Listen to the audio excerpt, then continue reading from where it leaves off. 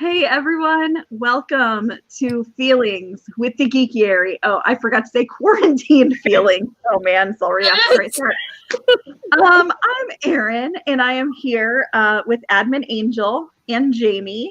We're fans. We have feelings, and this is where we webcast about them. Unfortunately, we are not fans of the Rona, but yet we are here webcasting about her. So, welcome.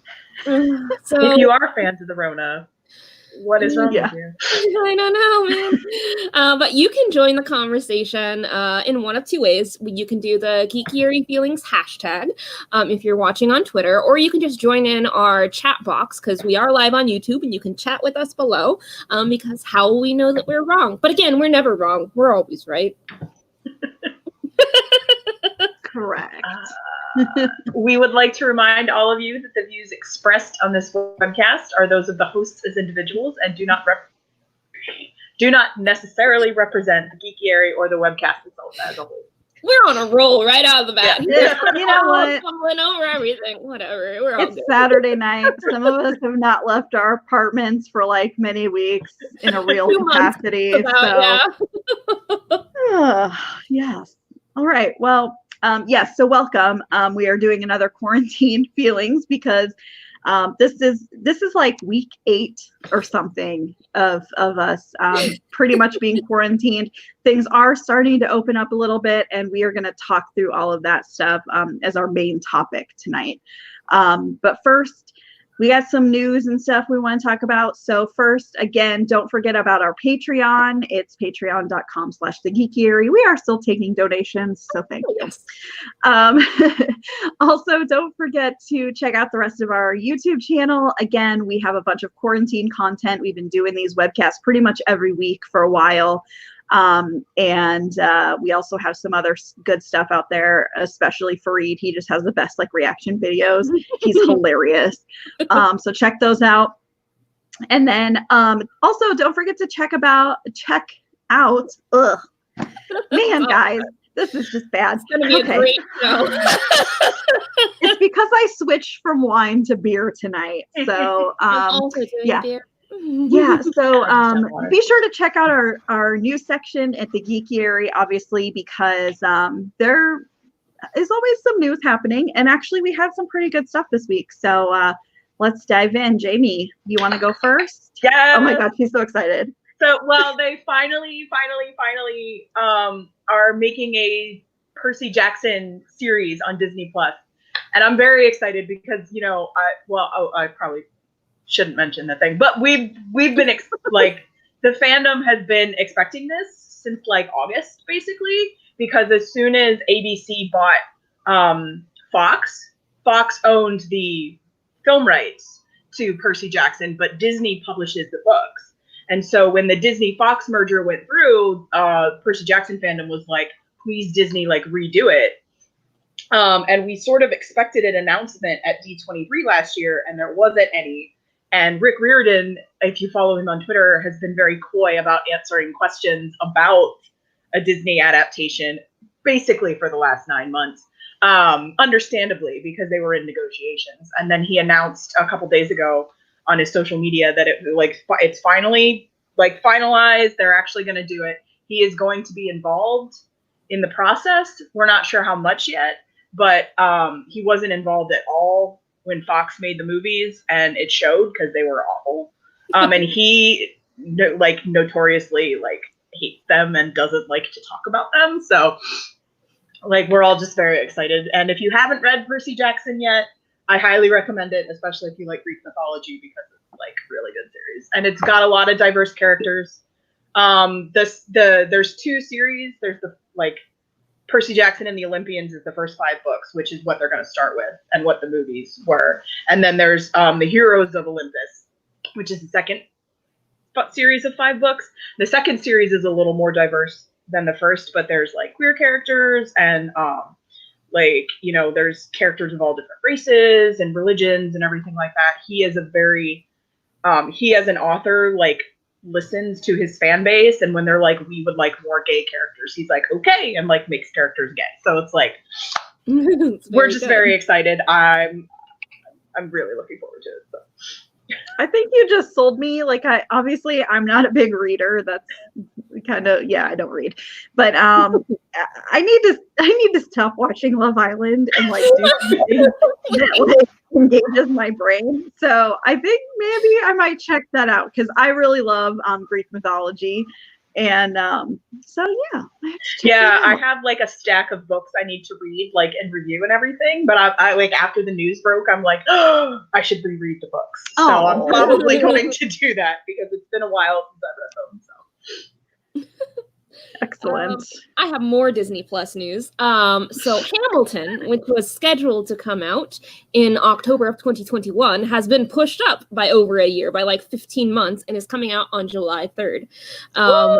Yes, which is fantastic because like we definitely need some entertainment right now. Everything is shut down, and there's going to be a big hole in entertainment very soon because we can't produce new stuff. But this was already recorded back in like 2016 or something like that. It's the original Broadway cast. Yep, original Broadway cast. And they've been sitting on it waiting to release it, so now we finally get it. And then more Disney Plus news, which I didn't have a chance to write about, but Falcon and Winter Soldier got the green light to start production again. I believe in Estonia, I think is where they're filming. Somewhere in Europe, yeah. That sounds correct, but no. Let's check Sebastian Stan's Instagram. Yeah. For no reason other than, So I don't think they've started that yet, but they got the green light, so that's gonna happen too. So Disney Plus is kind of our savior right now.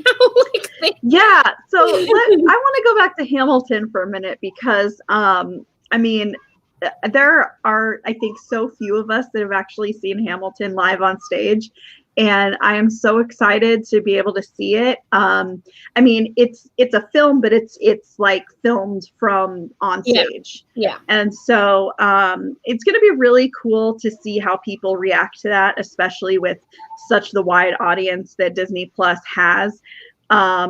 And I just want to know, like, how many kids are going to stop singing Let It Go and, like, start singing, like, The Room Where It Happened.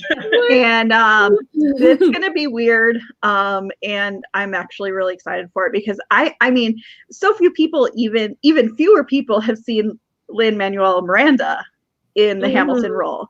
And I'm really excited to see that because I've not seen him in that role. So...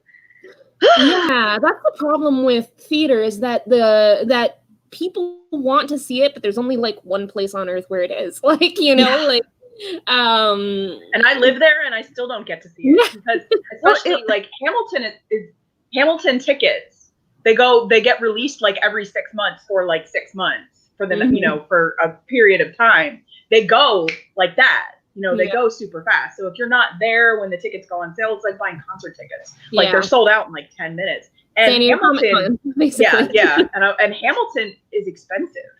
Like, dude, I live in Des Moines, and it's sold out here. And I was lucky enough to get 2 tickets randomly in the lottery. So I mean, it was the same here. And it's one of those kind of life-changing musicals. That when there's the life you have before you see it, and then you see it, and then there's a different life after you see it. It just makes you feel like weirdly proud to be an American. It's weirdly patriotic. And so I think it's a really good time, actually, for this to drop. It's an interesting sort of patriotism because a lot of time there's a lot of baggage when you say patriotic. It's like, oh, so like... I don't know how to even phrase this without being offensive, but like, imperialism kind of thing, Well, we're very divisive right now. Like we're very divisive. Like, I mean, and coronavirus has really, I think, even pushed that further out into, and so, I think it's a really great decision by Disney Plus to do this like soon. I mean, July is not that far off. Yeah, I know. Perfect timing because it's 4th of July. Yeah. I normally watch Gettysburg in 1776, so I'll have to add Hamilton to my. Yeah, I've already got a plan. That's going to be my 4th of July plan. Is that me and my girlfriend are going to like live stream it together and watch Hamilton for 4th of July. That's our plan. Excellent. maybe that's something we could do if we're still quarantined. Ooh, We yeah. could watch Hamilton That's a together. long one though. Like, Yeah, that's true. That is We very did true. watch Cats, so and we spent like 3 hours playing a game. that's true. All right. Well, you guys have any other news? Like, No. I went off on a Lots tangent of there. No, that's Yeah. I do have one piece of, I just remembered this and I really should have written it down, but I forgot until right now. So let me look it up really quick because I want to get the details right. I was going to write an article about this, but I've had like the craziest week with my job. But Orphan Black, the cast of Orphan Black is doing a live table read tomorrow for charity. So it's the original cast of Orphan Black tomorrow, Sunday, May 17th at 3 p.m. Eastern. They're doing a 2-episode table read. So 2 whole hours of Orphan Black. And they are, the reunion is benefiting Centerlink, the community of LGBT centers, and Sistering 24-hour drop-in, which services women and trans women. So it's for a good cause, and it's on Facebook, I guess. So that'll be nice. I'm gonna watch it. I love Orphan Black. Okay. Anyway, so that's happening.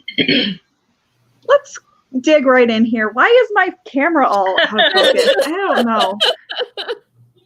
I don't know what happened. What a good Okay. show. This is so weird. I don't know what's happening tonight. It's such a weird night. Okay. So let's jump right in. Our main discussion tonight is going to be coronavirus, aka COVID-19, that has impacted pretty much everyone on the earth. And it's still going strong. And a lot of us, I mean, the 3 of us here live in, we all live in the US, but we all live in different weird areas. I would say. Jamie, obviously you're in New York City, so that's a huge hot spot. You are being impacted probably the most here. Angel, you live in Hawaii, kind of out in the middle of the ocean.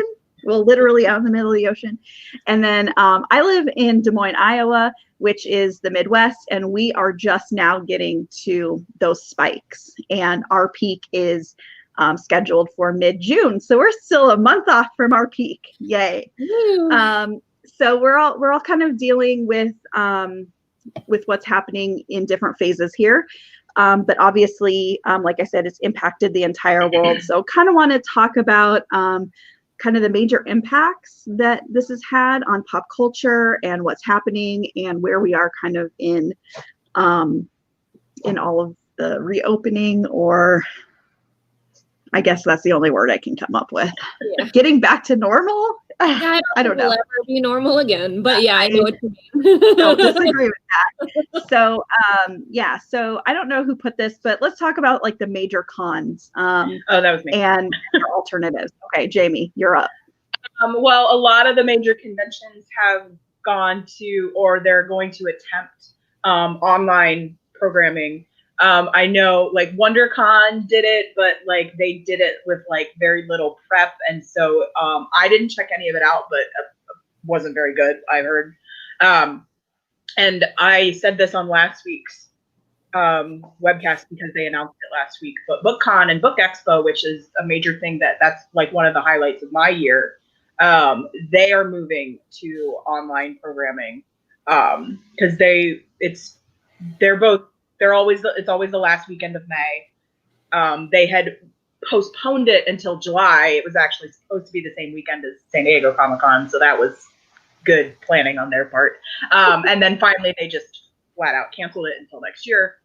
And then they announced last week that they're going to go to online programming. Now, Book Expo is like a trade show, and it's really like the programming in Book Expo has always been very, like business oriented, because a lot of librarians go, a lot of booksellers go, so it's sort of like how to like utilize the library, stuff like that. So it's really not like public, like for the public. But they do have a bunch of like marquee events. They have author breakfasts. They usually start the day, it's extra on top of your ticket, so I've never gone because I can't afford it. But there's like 4 or 5 authors. You go, you get, they have breakfast, and then there's like a panel discussion, and you get books and everything like that. So they have one for adult books, and they have one for like kids and YA books. So they're going to have those the panel discussions. Obviously, you're not going to get the food. Instead of being a breakfast, it's going to be in the evening to accommodate for different time zones. AKA cocktails. Quite popular, yeah. And then their other big like marquee things are the buzz panels. That's always been they pick like I'm not sure who it is, but some committee for Balik Book Expo basically picks 5, 6, maybe sometimes even 7 books that there's a lot of buzz about in the industry, and they get the editors of those books to like sit on the panel, and basically it's just them gushing about how amazing this book is that's coming out. And so this year with the online thing, it's going to be a little different. They're actually going to have the authors as well, which they've never had because it's their editors panels. And so they have that for adult, YA, and middle grade, which is like 8 to 12-year-olds. So they're going to have those. And then BookCon, of course, is like more pop culture oriented. That's like and it's very YA focused, BookCon as a convention. So it's going to be like primarily like YA authors and middle grade authors. I usually moderate panels at BookCon, and I was actually supposed to moderate 2 this year. I don't think that's still happening because nobody has contacted me about how like to do it. So, but they're gonna have everything is for free, and it's gonna be all on the Book Expo and BookCon Facebook pages. So that's something. And then I don't know anything about it yet because I don't think there's any news yet. But San Diego Comic-Con announced that they were gonna have like online stuff. So yeah. I don't know. I have no idea how that's gonna work. I heard it's happening. Yeah, I heard it's happening, but I don't know. Like, there's no news about like how or like if. I don't know. Well, and also it's gonna be weird because like, so much stuff has been either pushed back or like their filming has stopped. Like, are they even gonna have anything to talk about? Like, books are one thing because that's a very solitary thing, and books like, coming out like months in advance. So it's like, that's different, but it's like, there's no television shows. It's just Disney Plus. Literally only Disney Plus is going to have content to talk about. Well, it's funny because I agree with that. And I made a joke in our editor chat the other day that like fall TV is just going to be all table reads. Like, there's not going to be any actual like acting or shows or like scenes. It's just going to be like everybody in a Zoom saying their lines. Which I mean, that noise? Yeah, I don't know what that noise is. Oh, I think it's Jamie. Oh. Sirens. Sorry. Sirens now. Sirens. I'm like, that's not here. It's Jamie. I live like 4 blocks from a hospital, so that's all good. Yeah, I'm hopeful for San Diego to do something, but like, yeah, I just don't know like how, because most of San Diego Comic-Con is really promotion. It's very promo heavy. And yeah, if there's like not a lot of stuff that is going to be promoted, then unless they're going to change it to like a fan-centric something virtual this year, which could very well happen. There are some panels, like some stuff they can still do, like the TV Guide fan favorites panel is something that they can totally have. Like Entertainment Weekly's, like, I know it's Women Who Kick Ass, and then there's a male one too, but I don't remember what it's called. Oh, it's Brave New Warriors or something. Yeah. So panels like that you can have because that's literally just actors from random shows talking about like whatever, but that's also a very heavy audience Q&A panel, so I don't know how that would work. I guess you could submit questions in advance that they could ask, but yeah. A large part of San Diego Comic-Con also is the social aspect. Like, there's parties and there's offsites that you can go to like with your friends and like do things. And like without all that, I mean, like maybe you can host a virtual cocktail. Maybe we should do that. Maybe we should have our own San Diego Comic Con like cocktail party or something. But like the way you think here. But like, you know what I mean? Write that down. Where's my pen? I don't have do one. it.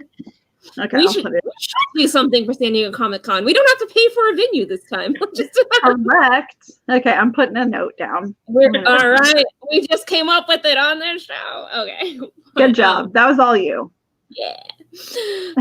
We tried to do something once, but the venue was too expensive. We didn't raise enough money to do it, so we didn't.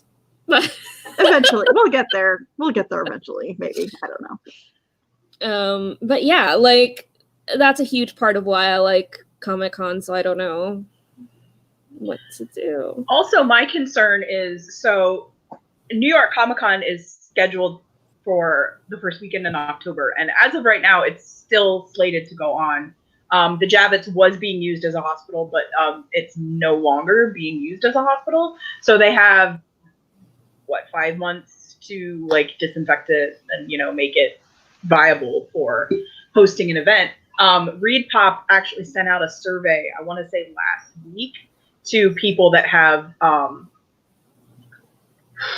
fan verification accounts. It's sort of like the SDCC member ID system, on the feasibility, like, would people be interested in online content?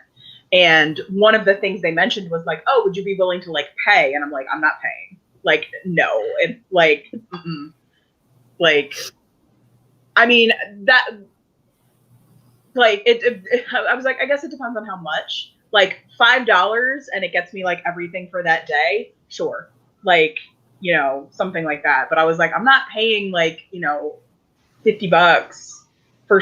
to sit in my living room and watch stuff on my laptop. Like, no. What about press? Well, like, how's press going to work? Like, if they're doing a virtual San Diego Comic Con or even virtual New York City Comic Con, what do we do? I don't think I don't think anything. Yeah, they've actually pushed back press applications. I actually applied for press. I filled out my application over a month ago, and under normal circumstances, I would have heard back last week. And they didn't send anything out to people that applied, but they updated their website, the press section of their website, to say that now, like, you'll hear back by like July 1st. And I'm like, I have to feel like they're holding off until they know if it's actually a thing, like if it's going to be happening. But at the same time, like, there can't have been that many people that applied. Like, I don't understand, like, what about it would take longer than normal. But so now I get to send out pins and needles for another month. But I mean, the convention probably won't happen anyway. I don't know. It's too soon to tell because it is in October, but I don't think they haven't announced anything about ticket sales. And ordinarily, like, tickets, at least because New York Comic Con has 2 sales like San Diego. There's a pre-sale and a general sale. And the pre-sale normally would have already happened, or at least you would know about it by now. That was one of the big tip-offs for San Diego Comic Con, because like we're pretty good at predicting when things are going to happen, like hotel sales, and the like 2 or 3 week period where hotel sales usually are came and went without anything happening, and so we're all like, this shit is not happening. And then like 2 weeks later, the announcement came that it was canceled. We're like, we know. We know. I was paying attention to what you're saying, but I was also looking at stuff because I was noticing that Wizard World was doing some virtual experiences in lieu of their conventions. And I know Wizard World is a for-profit sort of company of conventions, so we're not like huge fans, but I've gone to them before. So and so I was looking just to get an idea of like what their costs were and what events they were offering. And for example, they have an event coming up on May 28th that is the cast of Teen Wolf. And who? Where is this? Because I want to see. You can just go to their Facebook page for Wizard World. I'm looking it up right now. It's basically depending on which cast members they are, I would be very interested in that. Yeah, a huge part of Wizard World is photo ops. I don't know how they would do that. So like screen So it looks like there are 3 different things that they're offering right now. There's a live chat with one of the cast members. I thought it was going to be like a group chat, but I don't see that option. So it's like an individual chat with a cast member. In this case, I'm looking at Crystal Reed. A recorded message. Oh, I should say the live chat is $65. The recorded video message is $65. And then you can do an autograph for $75. Just as an example. Interesting. So, I mean, I feel like a chat would be pretty fun depending on how long it is. A recorded message, I don't know. But the autograph doesn't sound that great to me because the part of the autograph is like seeing your favorite in person. But depending on the, length of time for that chat, that could be cool. I'm sorry, I'm just looking at I'm looking at the cast now, so it's just like meh. Oh, so there's a free 45-minute panel featuring the celebrity guests, open to everyone, no entry fee to watch or submit. And then you can buy the personal 2-minute live video chat. 2 minutes. 2 minutes for $65. Or you can purchase a recorded video from the 7 guests, specifying the message if desired, and then purchase the autograph on an 8x10 photo. They're trying to do something. The thing with me, how I feel about you can still buy the autographs. For me, a big part of the autographing is getting it in person and having that individual interaction with them. Because I mean, you can go on freaking eBay and buy autographed stuff. Mm-hmm. It's not the same. So I wouldn't spend money on an autograph if I wasn't actually getting it from them. Same. I mean, like you said, they're trying, and it looks like they have a Game of Thrones event too. I know they had a Grimm one a couple weeks ago. And so, I mean, I think that they are being very strategic in the casts that they're choosing, because these are very strong fandom, the casts that they're choosing. And so I could see people potentially paying that much for something. I mean, having been to Teen Wolf conventions, because I mean, because I've done 2 Teen Wolf specific conventions. One was creation and then one was fan run. And it was the cost was insane. And people paid that. And I spent way more money than I wanted to at both of them, really. And I got a decent amount of stuff for what I paid. But the extras on top of that was you could buy a photo op package, which was every available photo op, and it was $800, and people bought that. And I'm you're crazy. Who has that kind of money? And do you need an assistant? Then how do you pay? Because I want to know how you have $1,000 to just spend on this convention. Yeah, the Supernatural conventions were the same way.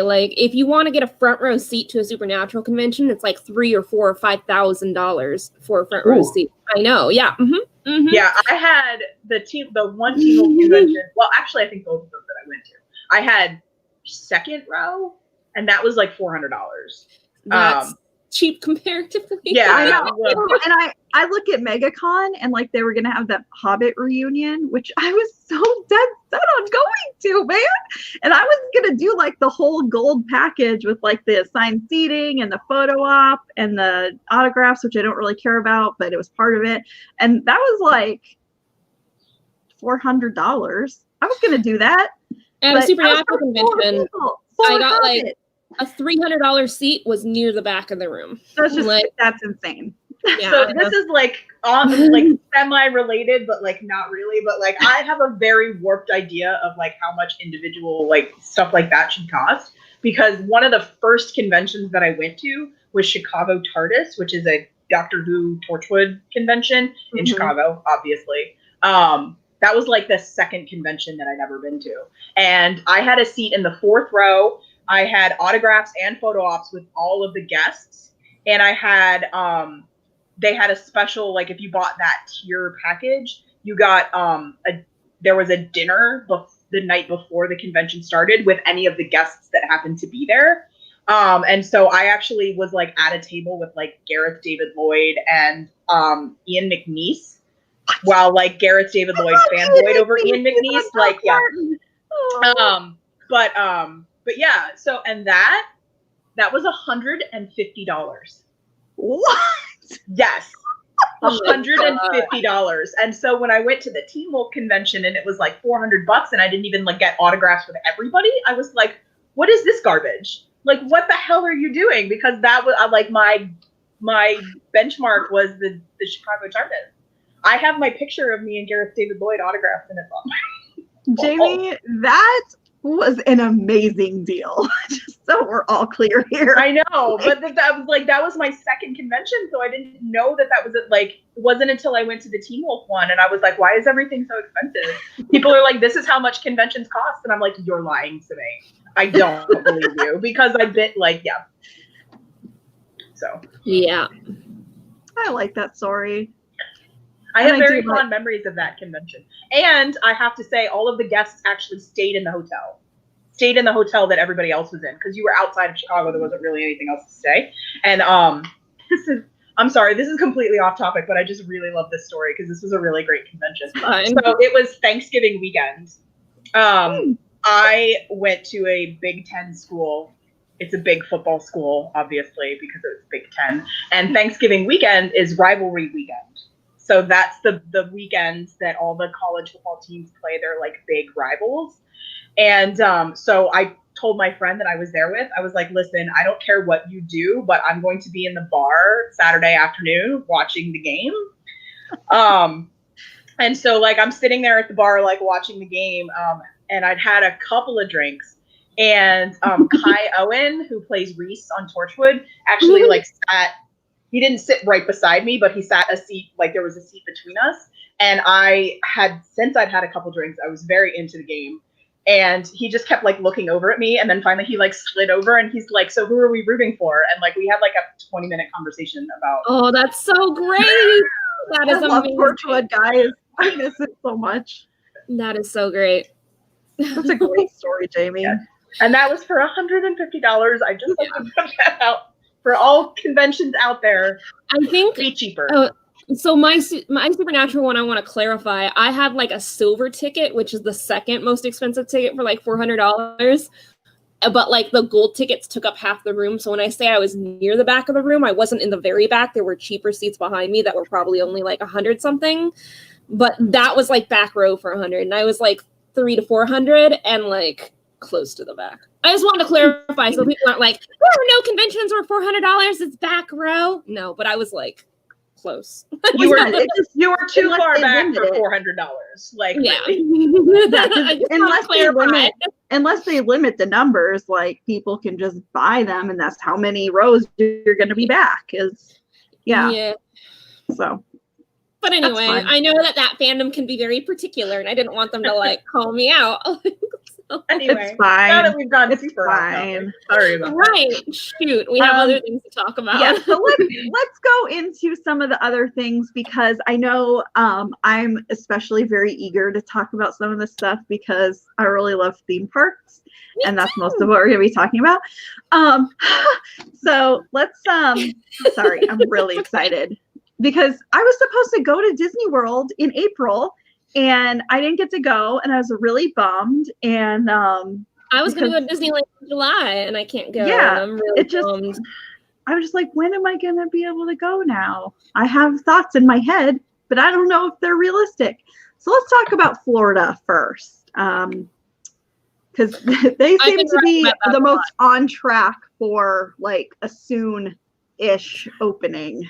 Yeah, I've written a lot about Florida because they are on track to be the next one to open, which I'll talk about Shanghai later. I have a note about that. But like for Florida, The Universal City Walk is open. It opened just a couple days ago, and there was a really great blog post by the Disney Food Blog, who does other things besides Disney.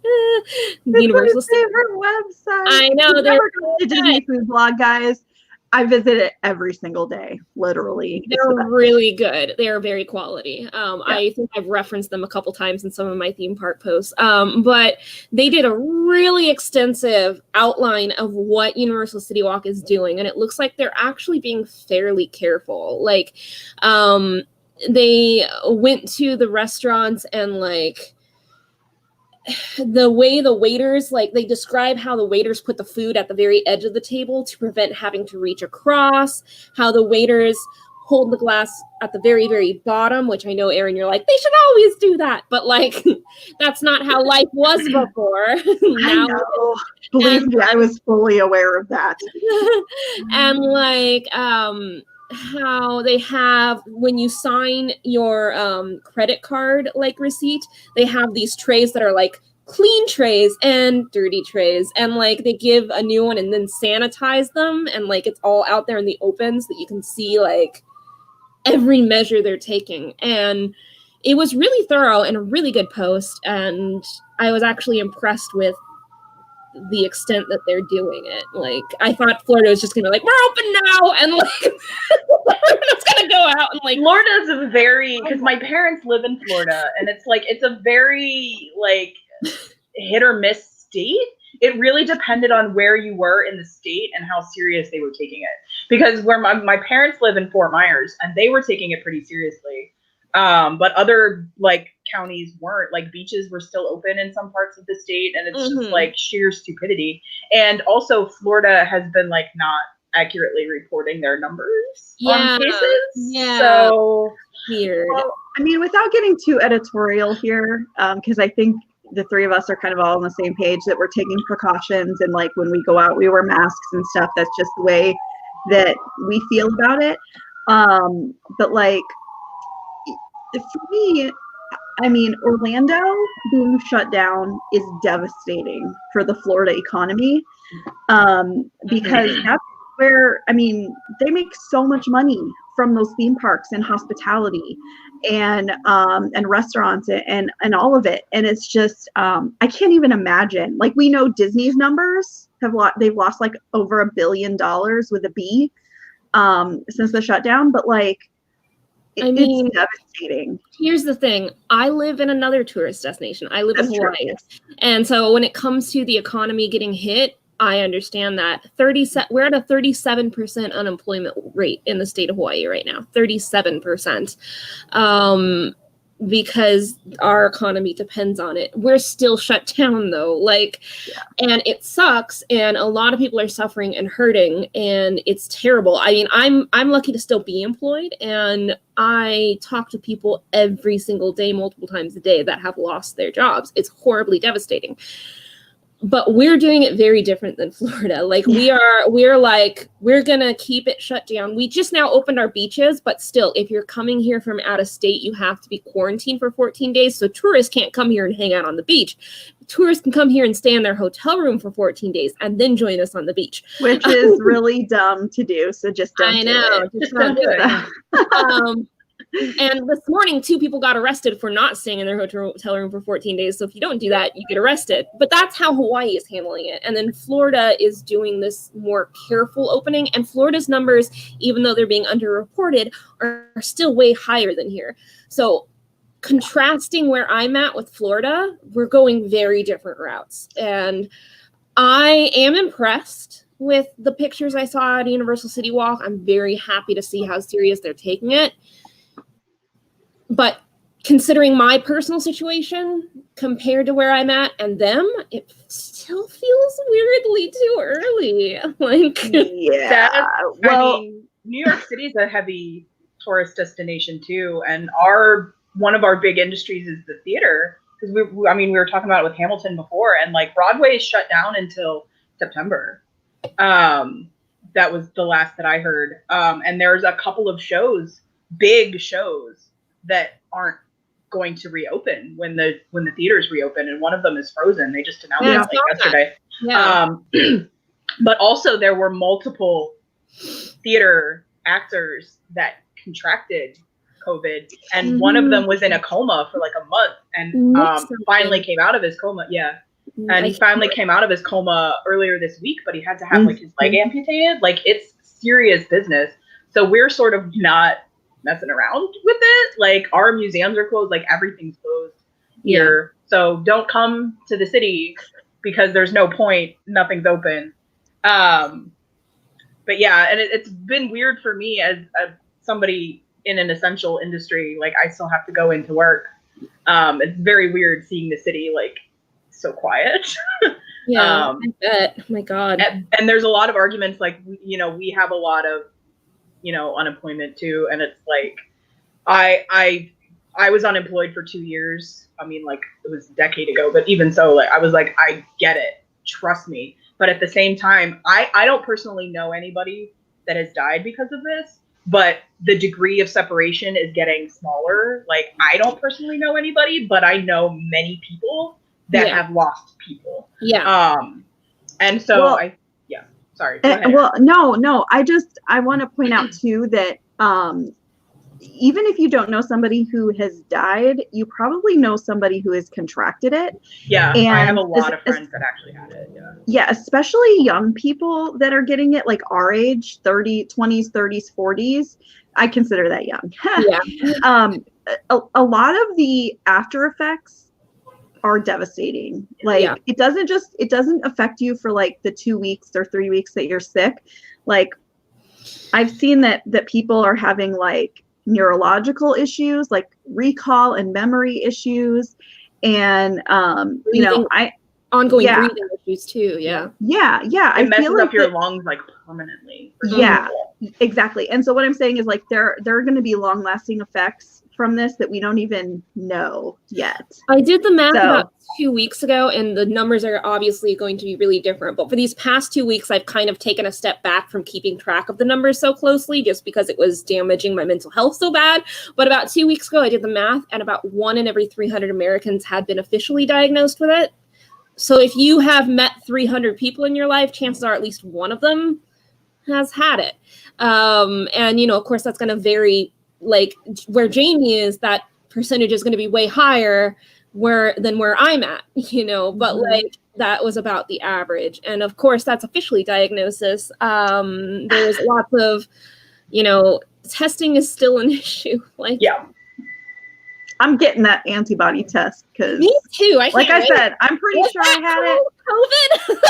COVID. I'm pretty sure I had it. Angel, I know you're pretty sure you had it. Yeah. Jamie, I don't know how you. I don't think you've been. I don't think I did, unless it was mild, which I doubt it. I probably had it mildly. I was sick for like 3 or 4 days, which isn't bad. Like, but yeah.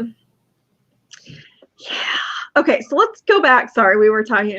Yeah. Sorry, off topic. This is the Rona episode, so this is fine. But I want to go back to that Disney food blog post from Universal City Walk, because I agree with you. It was great. And so I just kind of wanted to touch again.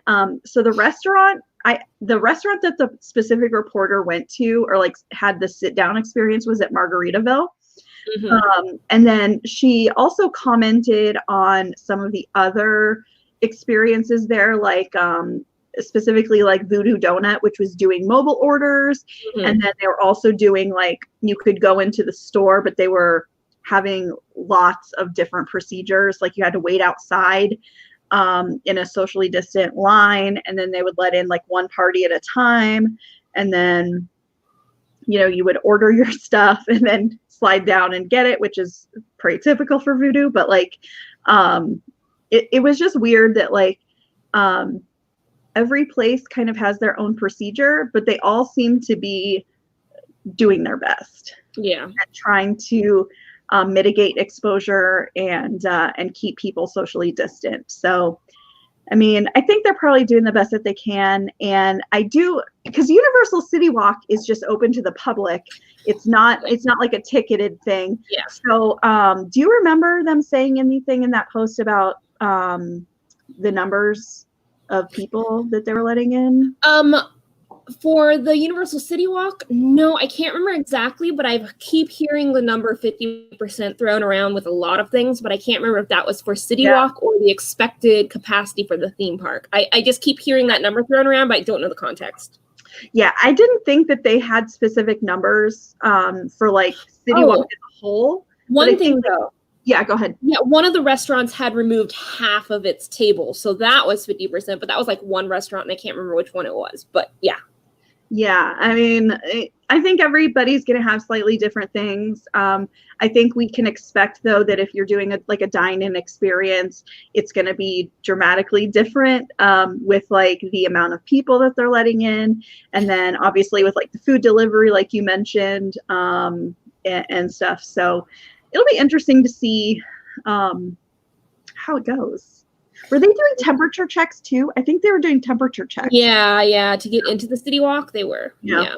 I would like to take this opportunity to say that please be nice to your retail and food service employees during this time, because they do not make policy. They have to enforce it.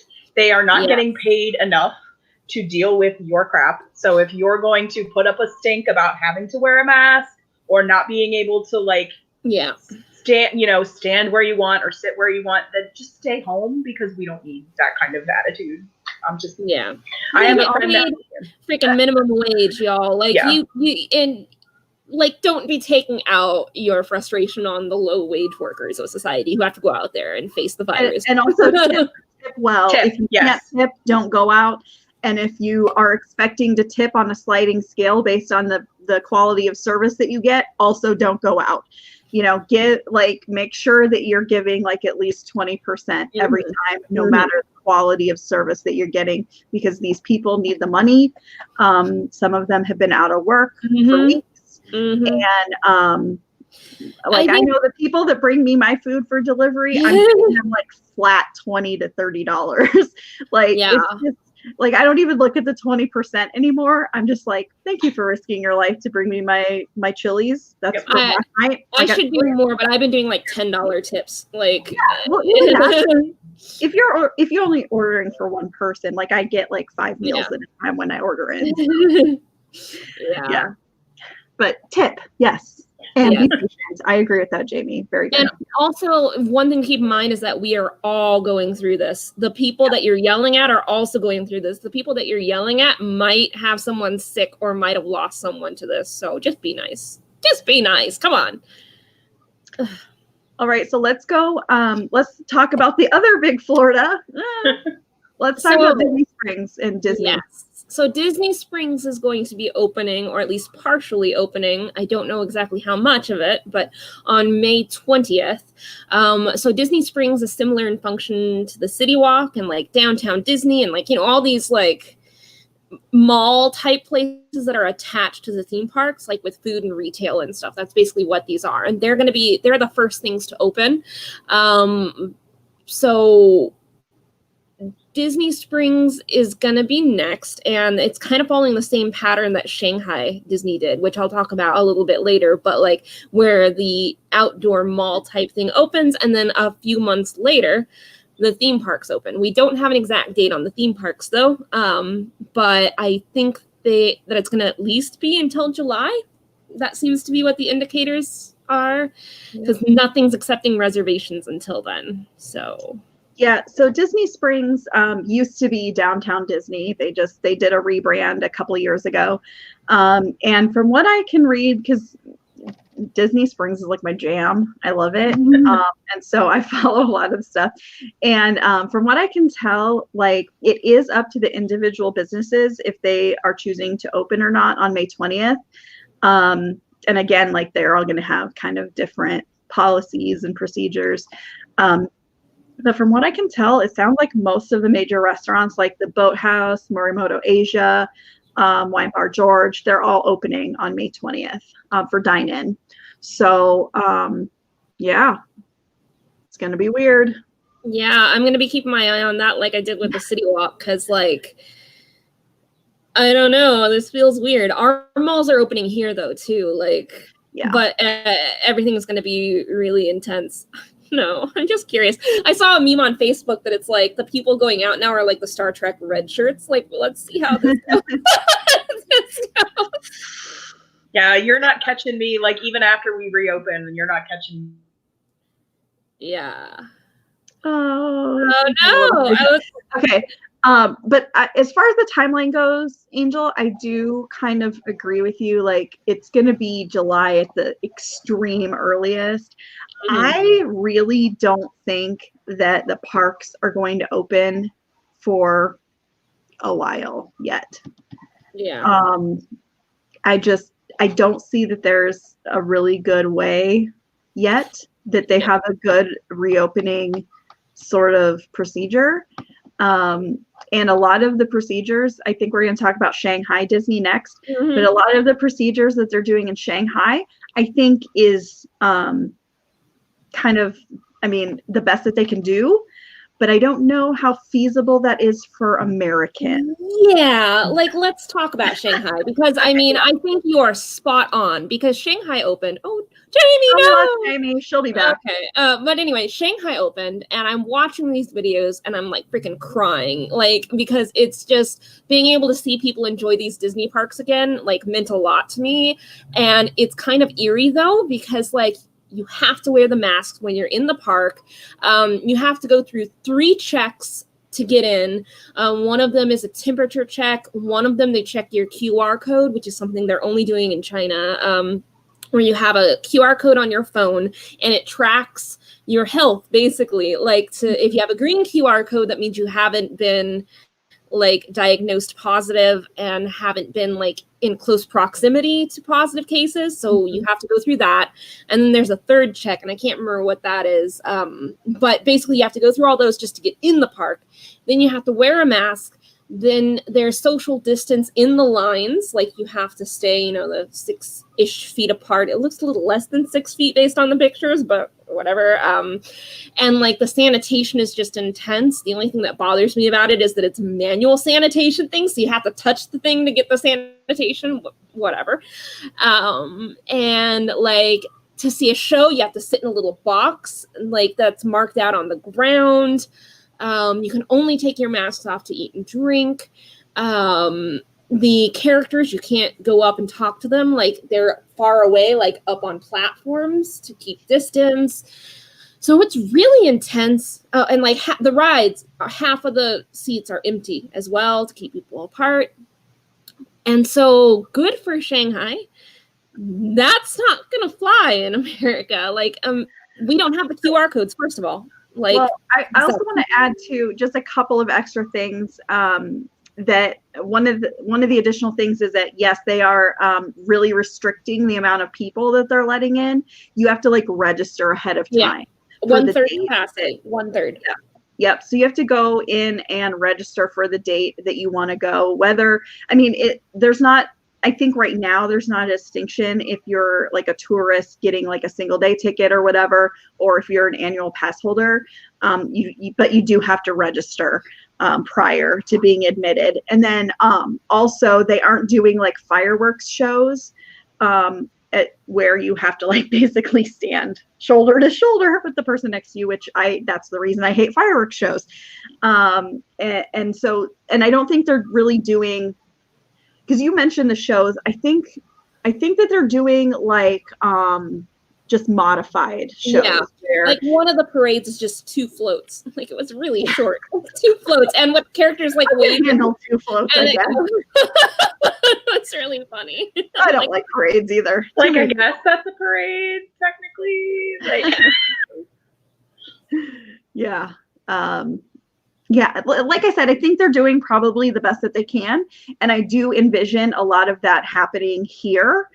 But first of all, I have 2 questions. How do you think Americans will react to those same measures? And what do you think are additional measures that the U.S. parks may take? So, as I kind of mentioned, the QR codes are something that we don't have, because people here would not let that happen. They would find it way too invasive, creepy. It tracks you, has all your health on an app that the government has access to. There's just 100% no way that app is happening in the United States, like, at all. But then when it comes to like even just simply wearing masks, people are pitching a fit. And I saw a tweet this morning of a guy wearing a MAGA, like MAGA, Make America Great Again mask. And he's like, owning the libs or whatever. And I'm like, if that's what it takes to get you to wear a mask is to own the libs and trigger us, keep going. Trigger us more. Like, wear the damn mask. But like, people are like, people have died. Yeah, because they don't want to wear, like, because somebody doesn't want to wear a mask. Like, this is where we are as a country. I apologize for the siren. Again, 4 blocks from the hospital. But yeah, like, people are so, like, and that's the distinction, because Asia, like, specifically, like, East Asia, has a very different culture than we do. They're very community oriented. And it's very much the needs of the many outweigh the needs, you know, it's very Vulcan. Like that. And America is very like it is here. You know, America is very individualistic. It's all about like the American dream and blah blah blah. And America very much has this stubborn sort of like, you can't tell me what to do kind of attitude. And it's like, okay, but we're also like kindly asking you, and you're like reacting to that as well. So like, I don't know how to do this anymore. Like, there was another clip of a journalist who was going to film an like or like, I guess you could just call it a pro-virus protest at this point, because they're like protesting the safety measures.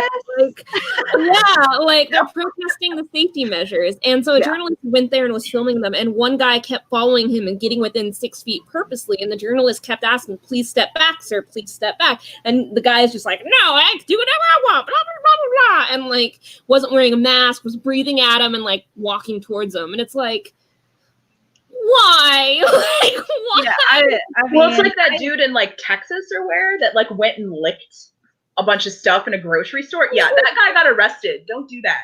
Just don't be dumb. Like, okay. I mean, I honestly think you'd be arrested for doing that anyway, let alone in the middle of a pandemic, because that's just freaking gross. What the hell prompts somebody to do something like that?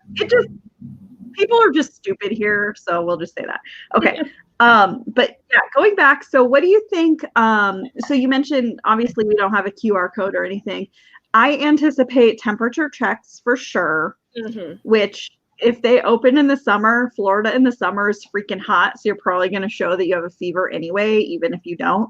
And I anticipate the reduced pre-registering and the smaller people. Reduced capacity.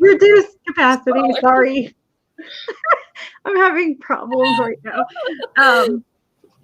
Yes, exactly what you said. And then smaller numbers of people is what I was trying to say. And then like face masks, which again, Florida in the summer, not going to be fun. Yeah, wearing them here has been awful, and it's only been like 70 years. I know. I predict that Disney World is going to have a face mask mandate, and people are going to push back against it, and there's going to be viral videos of dumbasses in Walt Disney World. Because, I mean, there's already viral videos of people being dumbasses, and Walt Disney World, like one of the happiest places on earth, Disneyland is the other, is like, seeing security guards.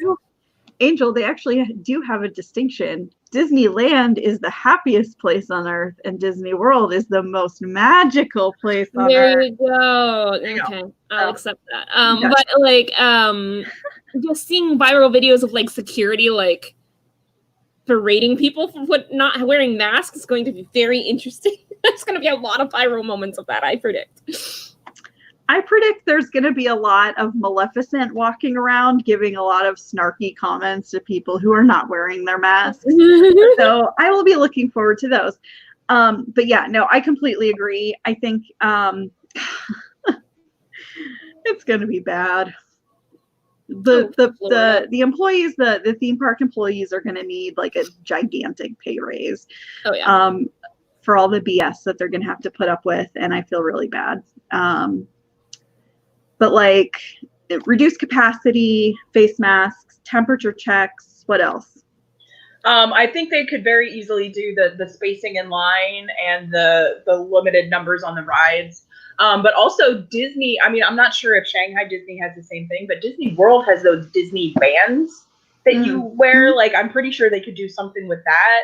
I honestly, you could probably like do something where you even like schedule which, like, you pick a time that you're going on a specific ride. Like, yeah, so they could do something like that. They've been doing the virtual queues for like Rise of the Resistance, which basically, you know, you go into the park at the beginning of the day and you receive a boarding group, and you come back when that boarding group is called. And I do see virtual queues becoming a big thing as an alternative to standing in line. Yeah. I've seen some conjecture in like some of the message boards, the Disney parks message boards, about how they're going to go to virtual queue only, which I don't think is feasible, because if you're not waiting in a line and everybody is in a virtual queue, where are all Where the are you gonna people go? gonna Yeah. go? So I think it'll definitely be a hybrid of virtual queue and standby, but it'll still be socially distant, and Jamie, like you said, like half capacity for the rides. So just my thoughts. Shall we move to California? Yeah, I mean, it's going to be very similar, but a little different. Here's the thing about California. Los Angeles County has extended its stay-at-home order for 3 months. Universal Studios is in Los Angeles County, so that means Universal Studios will be closed for the better part of the summer. I can't remember the exact date, but I think that takes it through August, I think. I might be off. It might be 3 months, might be the end of July. But anyway, most of summer, screwed. At least July, screwed. But the thing is, Disneyland is in Orange County, not Los Angeles County. So it's not part of that 3-month stay-at-home mandate. But despite that, there's still zero word on Disneyland. Even the downtown Disney area, no word whatsoever. So while Florida is starting to open, it has the Universal City Walk, it has Disney Springs. Everything in California is still absolutely quiet, and you know, the ones that are in LA can't do anything like for summer. So I don't know. Well, and I hate to make this political, because making coronavirus political is just something that it just irks me so bad, but it is so divided. So when we think about California as a whole, California is a blue state, and they've been on a pretty strict lockdown. And for the most part, California, I think, has been really good. Like, the citizens of California have been really good about following the stay-at-home orders, and that's really great. So, but you look at Orange County specifically, which is where Disneyland is at, it's an incredibly red county. And so I know, I grew up there. Yeah, I know. I have family there too. So, so like, that could impact a little bit. I guess where my thought process is here is that I do think that Disneyland is going to open later than Disney World in Florida. But I do see Disneyland in Orange County opening before Universal Studios in Los Angeles County, just because of the color politically of those two counties. So sadly true. But I don't know. I feel like Disney, while Disney tries to remain apolitical, I feel like it's still, I don't know how to word this. It conscientious? Yeah, it's more conscientious. There you go. That's a good way to put it. I'm like trying not to like insult anyone, but like, I feel like while it still wants to make money, it's not going to be like, oh, Orange County is okay with it, let's open everything immediately. Because I mean, even in Florida, it is going slower than Universal. Like, Universal opened things this week, and Walt Disney World with Disney Springs is taking an extra week. So it's still being slow. And I'm going to be interested in seeing if like Disney Springs is a little more strict with its precautions too. Like, I'm really going to be looking at Disney Blog and seeing what they have to say, because they'll have experienced both. We'll see, I guess. And we should mention too that SeaWorld in California is actually in San Diego, not in LA, whereas SeaWorld, we haven't really talked about SeaWorld, but we will be talking about SeaWorld. SeaWorld in Florida is in Orlando also, along with Universal and Disney World. So we don't really know the impacts of SeaWorld in San Diego yet. I haven't really seen anything. Yeah, most of my coverage when I'm writing focuses like 90% on the Disney parks and 10% on the Universal parks. I don't talk about like Six Flags or SeaWorld or anything at all. And honestly, I've written off SeaWorld. That documentary Blackfish has destroyed it for me. It's not great. But I guess that's a good segue into talking about Texas, yeah? Yeah. So Texas they don't have any Disney or Universal parks, but they do have SeaWorld, yuck, and Six Flags.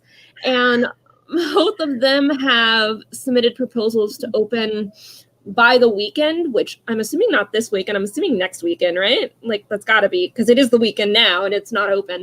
It is the weekend now. What is time? No one knows. The weekend, I'm assuming, is next weekend, which...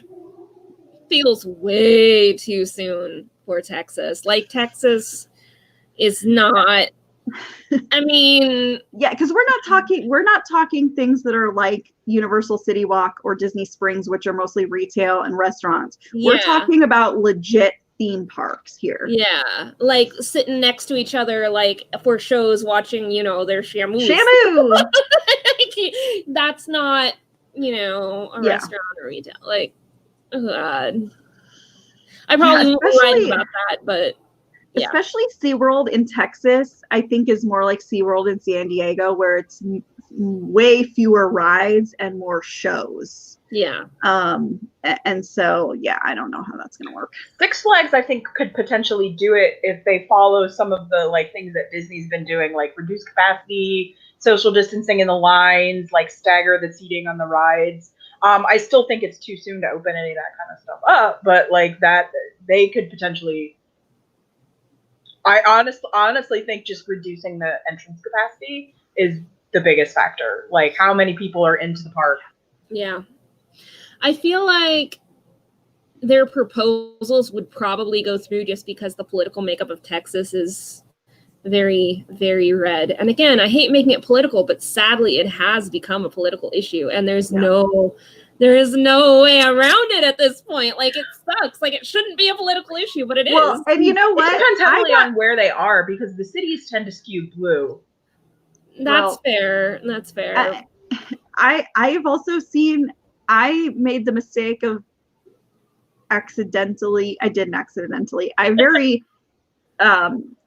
okay. So I did actually want to post a comment on a local news story here.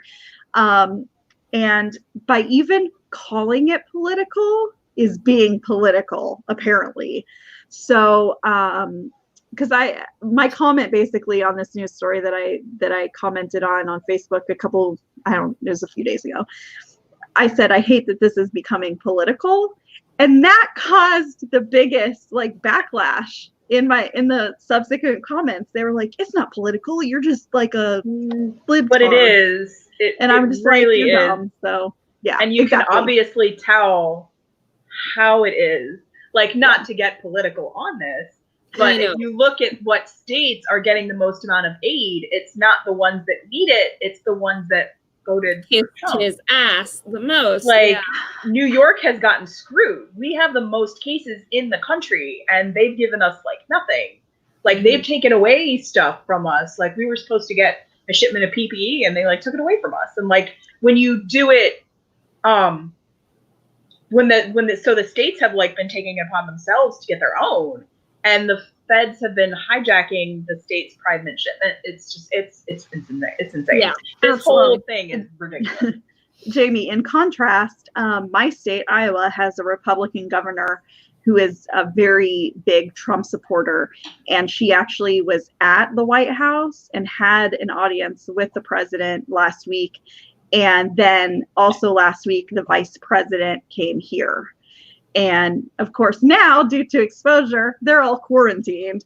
But I mean, it's a very weird, because obviously Iowa has a much smaller population than New York.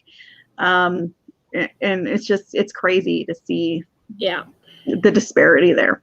Absolutely. Anyway, sorry, peeps. No, Let's keep going. It's sad. We try not to get too political, but again, you just can't help it anymore. It's just everything is political now. It's kind of hard not to be political. Yeah. Shall we shift focus away from the United States? Yes, please. Let's talk about Japan. Now, here's the thing about Japan is I don't actually have a lot to say with it because the mandate for it is so vague. The most recent story I could find was 6 days ago, and I couldn't find anything since then. And 6 days ago, it was just the parks are closed until further notice. And it's like, that is nothing. Like, no word. I don't even know if Japan has, like, for their Disney park, I don't know if they have, like, a city walk or downtown Disney type place, but no word on if anything outside the park gates would be open. Nothing. Like, they are not fucking around. I've heard shockingly little. Yeah, I have heard shockingly little about Tokyo Disney, other than it's closed. Yeah, they're just Japan is just like park closed, stay home. Like, we're not messing with it. And then Europe, I'm gonna be honest. The only theme park in Europe that like I've glanced at is the Disneyland Paris, and they're not talking a lot about it either. So it's kind of like Japan, but like I'm paying slightly less attention because it's kind of there on its own. Whereas in Japan, there's also their Universal Studios in Japan. So like there's a cluster of theme parks in Japan, whereas poor Disneyland Paris is like just out there on its own, chilling in Europe.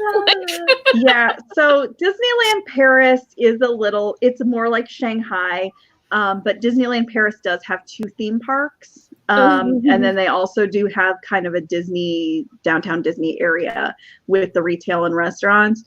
So, but again, I've not heard anything about Disneyland Paris. Yeah, very quiet. Other than it's closed. It's closed. But then if you shift over to Hong Kong, while they're generally quiet, there has been some pictures coming out of them doing similar preparations that Shanghai did in the weeks leading up to it being open, like preparing with social distance markers and stuff like that. So while there have been no actual announcements with the Hong Kong park, it is at the very least visibly starting to prep. Now, when it comes to which one's going to open first, Hong Kong or Florida, I don't know, probably Florida, just because there's actual chatter about it. But at the same time, like Hong Kong is visibly preparing, and it's just, they're not talking about it. It's just people are like, oh, look at the thing, takes a picture and posts the picture on social media. And it's like, oh, okay, like, what are we doing? Like, can someone make an announcement, please? So that's really interesting because I'm of the mind that Florida is just going to open like ASAP. Yeah.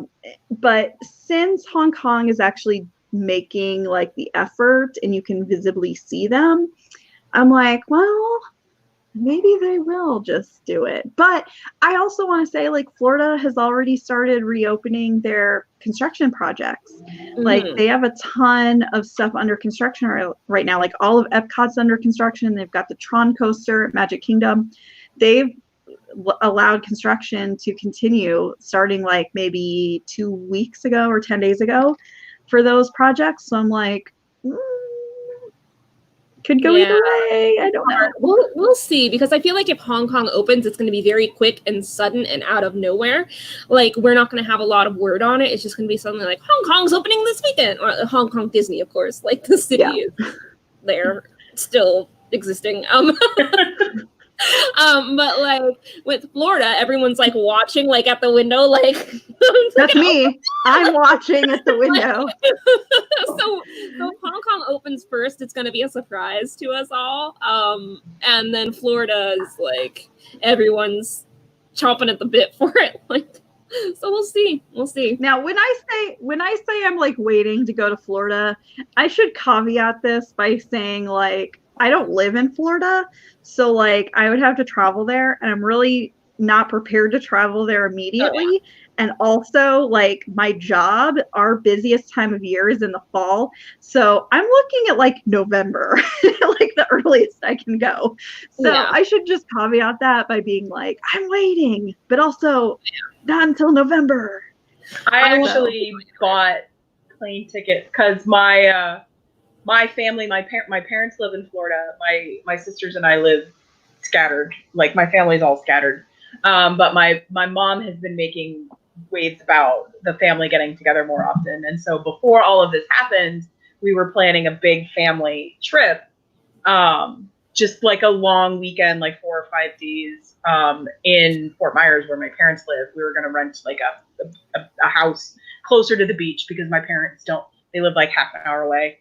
And so going to the beach is like still a trip.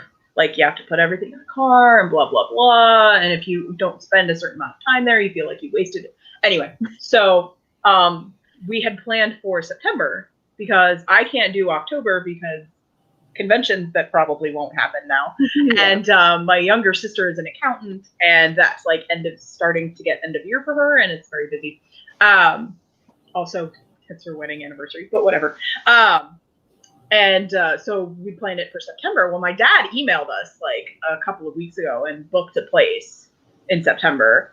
And because my parents are, very much ready to get back to like normal. And I'm just like, you don't do anything. You're retired. Like, anyway. Here's the thing with my travel plans is I was going to do like Disneyland and Comic-Con in July. That's clearly not happening. And then in October is a figure skating event I want to go to, Skate America. Jamie, you know what I'm talking about. But I don't know if that's going to happen either because like, is that planned for Vegas again? Vegas again. Okay. Yeah. And I was like all ready to go, but I'm like, I don't think it's going to be ready. And so then in place of all this, I was going to go spend Thanksgiving in Texas, like with my girlfriend and stuff. But now I'm like, I don't even think that's going to happen. Like, how long is this going to be? Like, well, we do have some comments. I want to point out that, okay, these comments are great because it's like, Kevin says, man, I'm just hoping we get some normalcy in the summertime at least. Yeah. And then Rex Trek is like, it's going to be a hot, ugly COVID-19 summer. And I'm just like, can we not even go there? Like, I mean, I would love to see some normalcy, but like, Summer's screwed. I think right now we're looking at fall to see if fall might start opening. That is our goal, I think. Well, I bought my flight for the family weekend in September. I finally was able to cancel my flight to San Diego because I like to fly JetBlue, and JetBlue's policy, like when San Diego Comic-Con got canceled, I checked to see if I could cancel my flight, and JetBlue's policy was they were only waiving the change cancel fees on flights booked through the end of June, and my flight was in July, and I'm like, okay, fine. And my sisters were like, well, they'll probably extend it if you just wait, and I was like, well, that was the plan. And so they finally extended it, and it's now through January. So I was like, okay, fine. So I was able to cancel my flight, and I got credit on JetBlue, and so I just used that credit to book my flight to Florida, which is in like mid-September. So you have some time, but also since I booked it before the end of May and it's before January, if I need to cancel, I can cancel and I won't be charged a fee. So like there's still the pot. Yeah. But I was like, right now, I don't know. And I usually go to visit my parents for one of the holidays, either Thanksgiving or Christmas. This year it would have been Thanksgiving. By Thanksgiving, I think I'd be okay to fly, provided masks and stuff. So. Thanksgiving is my current marker, but I'm starting to doubt. We'll see, because I thought, I mean, just keeps getting longer and longer. Like for a while, I'm like, oh yeah, San Diego Comic-Con's in July, we'll be fine, and then it's like, no, and now it's like October for Skate America, and yeah. And it's also hard because it's like you can't trust other people to do the right thing. Yeah. And there's all this stuff about like, you know, airlines have been saying like, oh, like we'll leave the middle seat open like to help like spread people, and then they don't because they need the money, even though they got a bailout from the government. Jackasses, and then laid off a bunch of people. So like United, I'm looking at you. I saw a meme that was like, doing our quarantine is like being told that we all need to be quiet for 30 minutes in class or we won't get recess. And like Florida and Georgia are in the back of the room chatting away, destroying this. Like, like if we all just be quiet for 30 minutes, we can have recess, but we can't do that. So I would also like to bring up this. So Spanish influenza in 1918, it was a very similar thing. Way deep here. Well, but it's because I was like, this is a post that I've seen circulating around Tumblr a lot, because it was a very similar situation in 1918 in that everybody quarantined for like 2 months and then got sick of it and we're like, we're done with this, we're over. And then there was a second wave that was worse than the first wave. And I want to remind people that like a sixth of the global population died during Spanish influenza. So like, this is not something like, please take this seriously. Like my sister is a nurse. She has to frequently email us being like, please don't leave your house if you don't need to, because I have family members that don't listen to that. And it's just like, it's crazy. I know. It's ridiculous. Yeah, it's I mean, you guys know I'm a big traveler. I suffer from the wanderlust. And I'm one of those that, you know, I usually take a trip like every 3 months or so. And I've had to cancel 2 trips so far.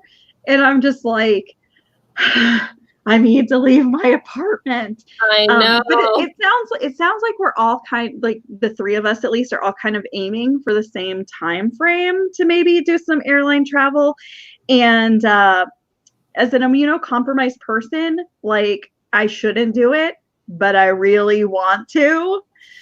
And I'm not going to be booking my tickets until like, yeah, I mean, because October and November is a really long out. I'm not going to book my tickets until I'm confident that I can travel without being like in contact with like tons and tons of risks. But so it probably won't be. Flights are so cheap right now. I know. As someone in a tourist destination, that line triggers me. Like, oh my God. It's like people buying cruises because the cruises were cheap. It's like cruises are the problem.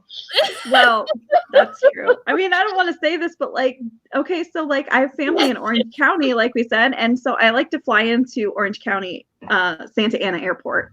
And from Des Moines, like it's always $450 to $500 to fly their round trip. Like it's just not cheap. Right now, I can fly to Orange County, Santa Ana for cheaper than I can fly to Orlando. It's literally less than $200. And I'm just like, please let me book that. There were flights round trip from the mainland out here to Hawaii for like $150, which usually they're like $600 to $800 at the cheapest.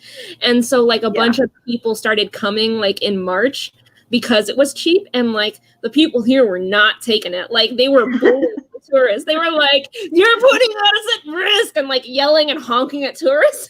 It was like, well, and that's the other thing too. That's the other thing too, because like Iowa, where I live, everything's open again now. And so like if I travel somewhere else, especially like California, for example, that's way more restricted and like still shut down and stuff, I'm like, I don't know what the rules are. So yeah, I actually saw that for going to Florida, if you're coming from New York or New Jersey, you're supposed to quarantine for 2 weeks. And I'm like, I can't do that, but I'm also not going there until September. So yeah, that's the thing here too. But this is for everyone. Anyone traveling to the state of Hawaii from anywhere in the world has to quarantine for 14 days. And like I mentioned earlier, you are getting arrested if you get caught leaving your hotel. And they started doing this thing where when you check into your hotel here in Hawaii, they give you a key card that only works one time, so that every time you leave, you have to go to the front and get a new key card. So if you leave and need a new key card and it's clear that you're coming in from outside, the hotel's going to call cops on you and they're going to come and arrest you. Like, that's how intense Hawaii is not messing around. Not fucking man. around, man. Just like don't travel there, because I mean, sure, you're gonna have the palm trees and the warm weather, but it's like you can only stay. Yeah, you can only stay in the hotel room, so you might as well like go to the hotel in your town and take a 2-week vacation there. Yeah, have a pina colada.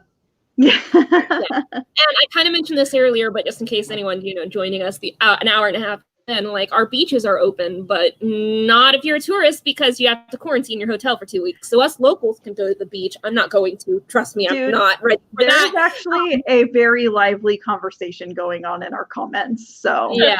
Very great. Thank you. But yeah. We'll figure it out. We'll travel when we can, and until then, we're gonna be at home forever. Yep. I mean, I pretty much only travel, like, I'm poor. I live in a high cost of living city, and I don't get paid that much. Same. So, like, my travel is usually San Diego, which I pay for with my tax refund. Which, are we getting tax refunds next year? Or is that... We don't know. There's the stimulus thing. Yeah.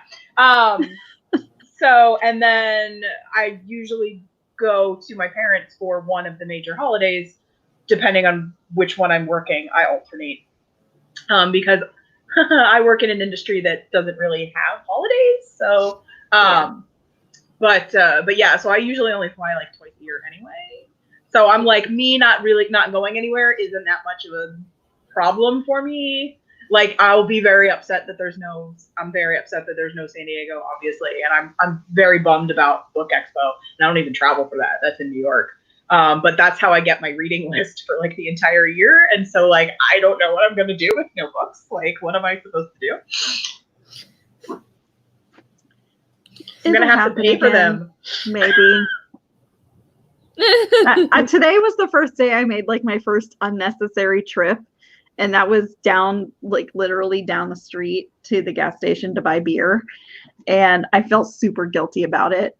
And I still feel guilty about it. But I did wear a mask and nobody else was. I had to go to the laundromat today because I haven't done my laundry in like a very long time. Yeah, but that's not unnecessary. That's not to like buy beer. But I put it off for a long time because my neighborhood actually has quite a lot of laundromats. I don't normally walk past a lot of them, because my walk from the subway is there's a few stores and then it's like apartment buildings. But there is one laundromat that's on my way to the market that I normally go to, and they were doing drop off only, which I'm perfectly fine with. But the problem is laundromats tend to be a cash business. Yeah. And I have had problems getting cash because a lot of the bank branches that I would go by are closed. And I don't know if the ATMs are still stocked, because when I was a bank teller, it was the job of the bank tellers to stock the ATMs. And if the branch is closed and the bank tellers aren't in, I don't know if anybody's stocking the ATM. So I haven't tried to get cash because I was like, I don't want to go in there and then find out there's no cash. Oh my God. I just realized. I feel like Jamie. Yeah, you're living in a very weird world than a lot of the rest of the country. Yeah, I'm just gonna tell you that. And the thing is, I was like, I have quarters because my parents have sent me a crap ton of quarters, so I actually have quarters to do my laundry. But I can't pay. I'm not paying for the drop-off service with quarters. I'm not wasting my quarters on drop-off. But my old roommate had told me that we actually when she lived here, we went to different laundromats. Like, I go to a laundromat. It's like one of the bigger ones. It's open 24 hours. They give you free soap every day, and there's free Wi-Fi. So I'm like, that's the one that I go to. And she goes to a smaller one across the street because it's slightly cheaper for drop-off service, because, of course, she never did her own laundry. And so she told me, she was like, they take cards. And I was like, oh, because my laundromat doesn't take cards. So I dropped off, I had almost 40 pounds of laundry today, and it was like $30 for drop off. But it was weird because I went in there and they were open like normal. I mean, you had to wear a mask to get in and everything like that, but they were operating as normal. And I was like, oh, so could I didn't check. I was just checking to make sure they were open. I wasn't checking to see like what the policies were. So I was like, I probably could have done my laundry normally, but then I would have had to sit in the laundromat for 3 hours with the mask on, and Like I couldn't stand to wear it for the 5 minutes it took me to walk there. So like, in the past 6 weeks, the furthest I've gone is a half block down at the end of the corner of my street to like get ice cream. yeah, I mean, Another necessary trip. Yeah, that is necessary. Well, I have to go agree. into work, but only every 3 weeks. So yeah, it's just a weird time. I don't know what's going to happen. I think the summer is going to be so weird this year, and we'll see how it goes, guys. Well, and I also think, I mean, there are a lot of stores, and it really will depend on where you live. But I was like, there's going to be, I think, some permanent changes in the way some businesses and some things work. Absolutely. One of my good friends works for the Container Store, which apparently is considered essential. Neither of us understand why, but they've been operating. They do curbside pickup only, but they've just started letting people in. You have to make an appointment to go into the store. There's a couple of services that they have stopped offering. But the thing is, it was like, that's in New Jersey. New Jersey's, again, like New York, is one of the heavily hit areas. And she, in particular, she lives in like the heaviest hit county and works in like the second heaviest hit county. So like, and the problem is that the way that they have, like, they've stopped some of these services like all through the country, and made some people that had, because the Container Store apparently does like custom closets. This is the thing that they do, where like people like go into the house and like design it. Well, they're not doing that anymore because they're not having people go into the houses. And so those people have become customer service reps. And so the issue is that you'll call customer service and get somebody in a different state that's not as heavily hit, and they don't know what's going on in the thing. But they're starting to open now. She was telling me last night that like they're opening in, Pennsylvania and everything like that. And she has a friend that's a manager at one of the stores in Pittsburgh, and he was asking like all of this stuff, and she's like, yeah, we don't do that anymore. Like, that's just not a thing that's going to happen. They're not taking cash at all. They've gone completely cashless. And that's just a thing that they're doing. And she's like, I don't know if it's permanent or not, but that's just the way it's going to be. She's like, this is the new normal. Yeah, so it's going to be weird. It's going to be weird. Maybe when we're later in the summer, we can have another quarantine webcast and be like, here's all the things we used to be able to do. Here's all the things we can't do now. Boo. I would just be happy to like go outside. I mean, I can still go outside. You can go outside with a mask on, but like, I feel guilty even doing that. Yeah. I was like, I just want to go sit in the park. I have like a 2-foot little area out in front of my door that nobody else but me would go to, because I'm at the end of a walkway. So all my neighbors go into their houses, go into their apartments like before they get to my door. So I have this little tiny 2-foot by 2-foot space that I feel like is safe for me to stand outside. So like late at night, I will just stand there and be like, oxygen, like clean air, like cool breeze. Like, it's like 2 feet. I can technically sit on my fire escape, but my fire escape terrifies me, so I don't do that. I do have a patio, like a balcony outside that's my own, but like it hasn't been warm enough here to actually sit outside. So the weather has been really weird. I mean, I don't want to be one of those people that's like, well, I was cold today, so global warming isn't a thing. But there was a tweet that I saw that it was like April was like the warmest month on record, and I'm like, really? Because I'm just like, where? Because not here. Like, I don't think not here either. We're about to enter hurricane season, which means that the humidity is going up and up and up and up every single day. And like, I don't have air conditioning, so I'm like sitting here like melting in my apartment. Like, it's terrible. Yeah, the weather's been very weird. Yesterday it was in the 80s. Today it was in the high 70s. Tomorrow it's supposed to be 60 degrees, and all next week, and rain. And I'm just like, that's Iowa every day. Yeah, I mean, at least it's helping the quarantine and that nobody wants to go outside in this kind of crappy weather. But then it also makes it, on the rare nice days, there's way more people out. And yeah, I'll just enjoy my 2-foot by 2-foot space in front of my door. I wish you had more than 2 by 2, but take what you can get. Let's move on. We're gonna, I think, maybe move some of the order here. So let's do our quarantine shout outs, since we're so on this quarantine thing right now. So our quarantine shout outs are something special we're doing during these quarantine webcasts, which is basically if you've seen any positive things or random things you want to mention that's kind of related to quarantine or the virus. So I can start.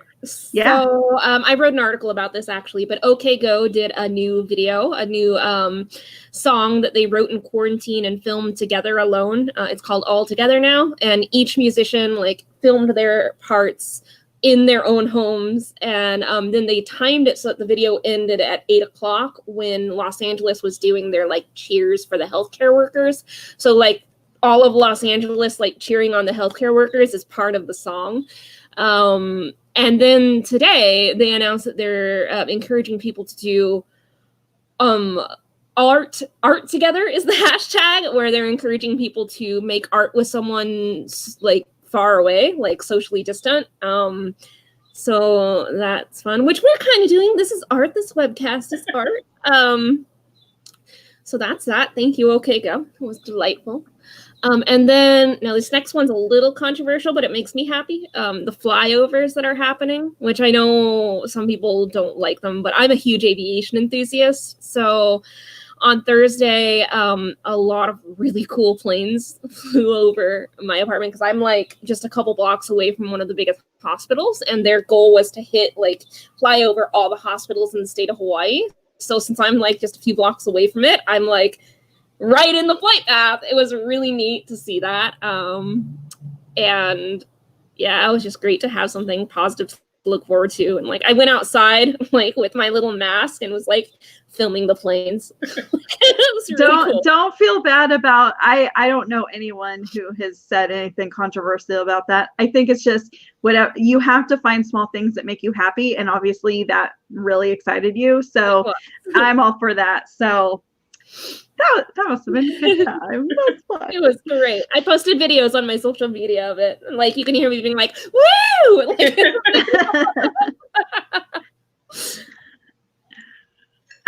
so mine was, so the poor like high school and college students that would be graduating this year are obviously not getting the normal graduation ceremonies. And they had like a big like special for graduates. I think it was last night, and they had like, a lot of celebrities, did stuff. And I think like Obama is doing something tonight actually, which means that the class of 2020 has like way better graduation speakers than I did. And I had an actual graduation ceremony. So, and I would just like to say that I really feel like my class got shafted because like, so when I started college, like my freshman year, the graduation speaker was, Cosby, which in retrospect, not that great. But at the time was a big deal. And then my sophomore year, it was George W. Bush, which again, not that great, but still that was the sitting president of the United States. And then my junior year, it was Christopher Reeve. And then my year, the year I graduated, it was like somebody I'd never heard of that she was an alumnus. She was an alum. And she worked for 48 hours, like something like some news program like that.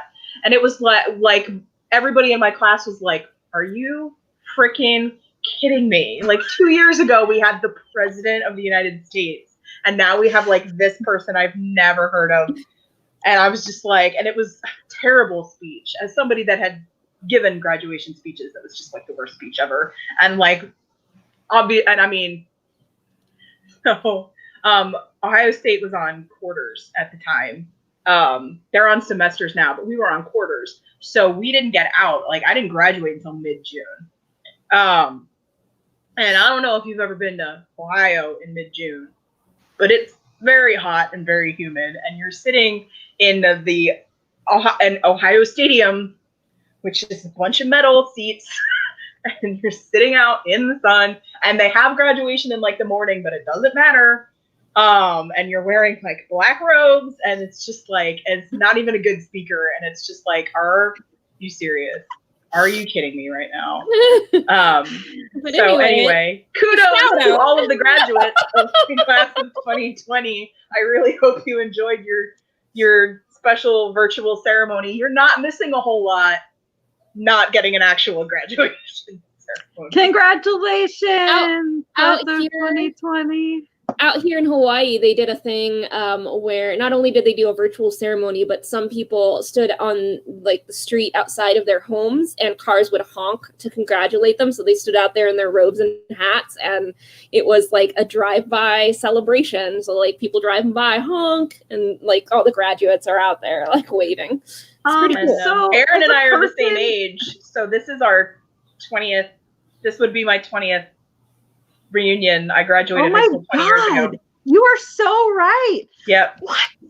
Yeah, we actually just had our class president like made a Facebook group like last week or something, and he's like, "Hey, so we're probably not going to be able to have a 20th anniversary or 20th reunion this year." He's like, "Would people be up to like a 21st reunion?" And I'm like, "Well, we did that.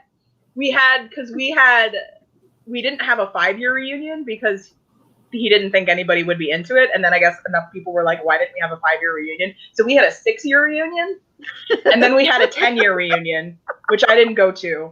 And then we didn't have a 15. So now we'd be having a 20 and we're all quarantined. And so somebody was like, we could have a virtual reunion on Zoom. Now, okay. So I actually had completely forgotten that this is my 20-year high school reunion.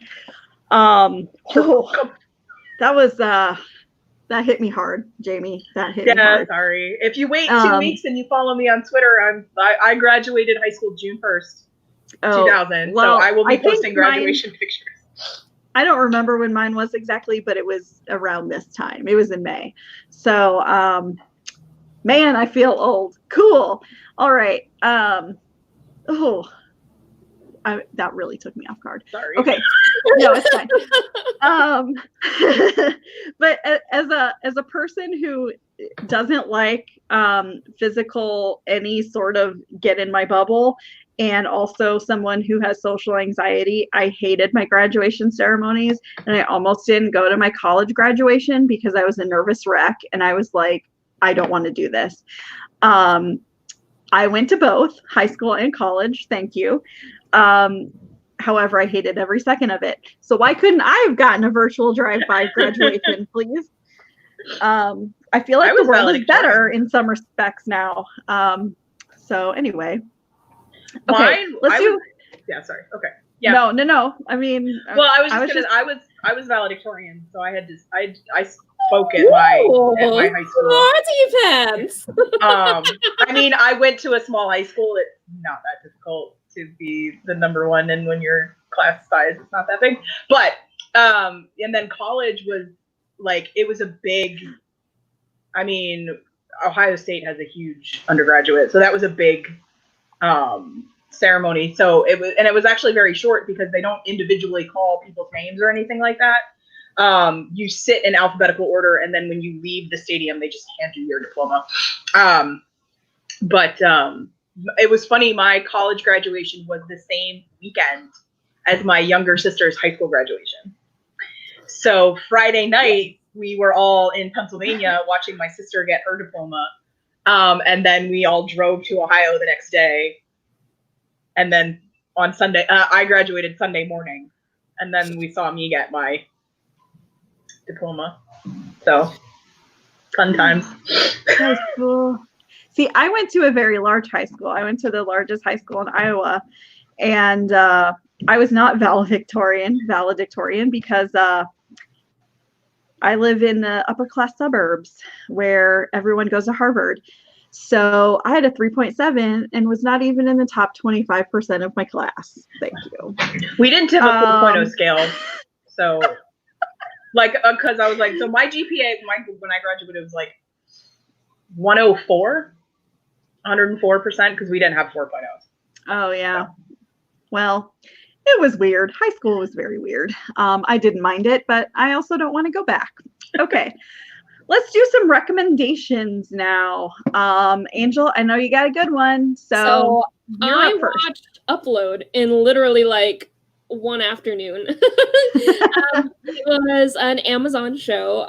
Really short. I think the episodes are like a half an hour long or less. Like, they're really brief. It's very similar to the to the concept of the San Junipero episode of Black Mirror, where like when you die, your consciousness can be uploaded to a virtual afterlife and you can continue living like in that afterlife.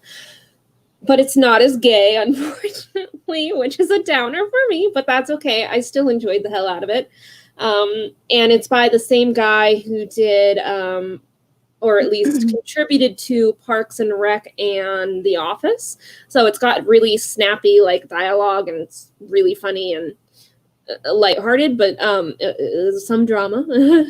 But yeah, I highly recommend it. It's really well written and addictive. Like I sat down and just couldn't stop watching it, like all in one sitting. Yeah, I want to second that because I watched it too that first weekend it came out, and it is very watchable, very bingeable. Robbie Amell is surprisingly good in it, and it's a good watch. It's easy. That's easy. Funny for me. So Robbie Amell was in this Canadian show that I liked, 15 years ago. I'm looking at the, and it's like he was terrible. Like he was so wooden and everything like that. So I was like, he's obviously gotten better because he's been on The Flash and everything like that. I just think it's funny because I always picture him as this character from this show, and he's still pretty wooden. I don't really follow Robbie Amell, but while I was watching Upload, I'm like, this guy looks so familiar. And then when I Googled it later, I'm like, oh, because he's related to the other Amell. Like, yeah. They're cousins, yeah. Their eyes are very similar. He plays a very particular kind of character in Upload, and so, yeah. Anyway, is he like stupid jock kind of character? Kinda, except that's who he was in this show. He's pretty smart in Upload, like he's a programmer, but he is very jockey as well. Like, yeah, I was gonna say he doesn't seem like a programmer in the show, even though that's his occupation in the show. He's more like a jock in the show. He's very much a jock that just happens to be good with computers, but like that part only comes into play like in a couple of scenes. Like other than that, he was a programmer before he died, and then the rest of the time he doesn't doing anything related to that. He's just like out there like being the pretty boy. Like that's probably why it works. If anyone was curious, the show is Life with Derek. That was the show that he was on. Oh yeah, I've heard of that. Okay, I'm gonna do a quick recommendation. I didn't put in the doc because only one thing has been on my mind and my TV screen for the last several days. My God. And that is Love Island. It's seriously in our editor's chat for the Geekiary, like she comes in with commentary about Love Island and we're all just like, because nobody else watches it, which frankly is a little sad because have I ever steered you wrong in the TV department? No. And one of the commenters just said he binged all of Schitt's Creek. You let us write with Schitt's Creek. We all watched it because of you, but I don't know about this Love Island thing. Okay, so I actually so I don't want to go like too far into it, obviously, because it's not for everyone, but like it's my comfort right now. It's my security blanket. Like I can't handle the drama of real life or scripted. I don't know. I need to watch trashy dating reality TV right now. I don't know why. I've never watched it before ever in my life. Like never. I've never seen The Bachelor. Like it's just not me. But I started watching it and I can't stop. Like literally cannot stop.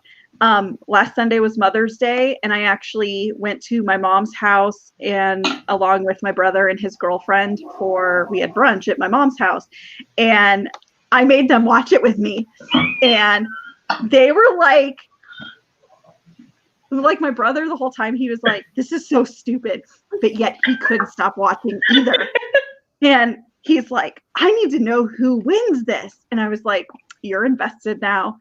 And so like it's really one of those shows that you're just like, I hate this, but I have to find out what happens next.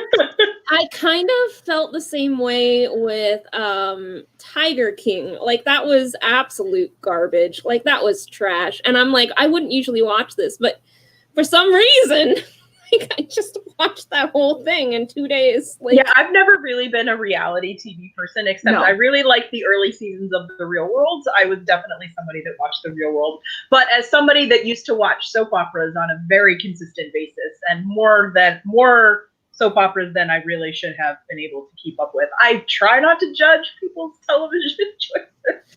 Okay, Yeah. so you can watch if you're interested in watching Love Island at all. You can watch it on Hulu. It's got, and by the way, I should mention I'm not watching the US version of Love Island. I started with Love Island UK season 6, and then I went to UK Love Island season 1, and now I'm watching Love Island Australia season 1. I've got through 3 seasons in like 2 weeks, guys. oh my And God. every season has 36 episodes. I don't think you realize How are you bad doing this this? is. That's so bad. I don't. That's I'm like staying 5 up till hours of TV a day. That's 5 hours of Love Island a day. I'm staying up till 1 a.m. literally every day watching stupid Love Island, and I can't stop. And it's like, it's just, I don't know. I think it's more like a cultural thing for me, like more so than the dating and everything. I'm just like, I can't stop. Like, Love Island Australia has way more drama than Love Island UK. And I don't know how it's possible, but it is. And I'm just like, I hate everybody on this show. Nobody should end up with anyone. Nobody is deserving of love. No. But I still can't I can't stop watching it. I'm sorry. So please watch it with me so somebody knows what I'm talking about. Thank you. Okay. So my recommendation is old but sort of new, because if you saw last week, was it last week or 2 weeks ago? I don't remember when I mentioned it, but Avatar: The Last Airbender is on Netflix as of yesterday, and you better believe that that's what I was doing yesterday. Like, I mean, I was working, but I had my tablet sitting up like beside me, and I was definitely like, I got through season 1 yesterday, I got through season 2 today, so it's like, it's a very, if you haven't seen it yet, and I know like everybody's like, oh, you know, scoff, but I actually didn't see Avatar until a couple of years ago. It was on Amazon Prime. I mean, it still is on Amazon Prime, but it was actually included with Amazon Prime, so you could watch it with a Prime subscription rather than having to pay extra. And I was very upset when they removed it from Prime. Well, it's still on Prime, but you have to pay for it. So I was just like, no. I resent having to pay for anything with Amazon Prime. If you have Amazon Prime, you shouldn't have to pay for any of the videos. That should be included. But anyway, so I actually didn't watch it until a couple of years ago. But it's like amazing. Like, I mean, obviously it's like, what, like 12 years old at this point, if not older? When did that come out? Long time ago, you know, at least a decade old. It's still in 4:3 on Netflix. That should tell you how old it is. But it's obvious, like it's an amazing show.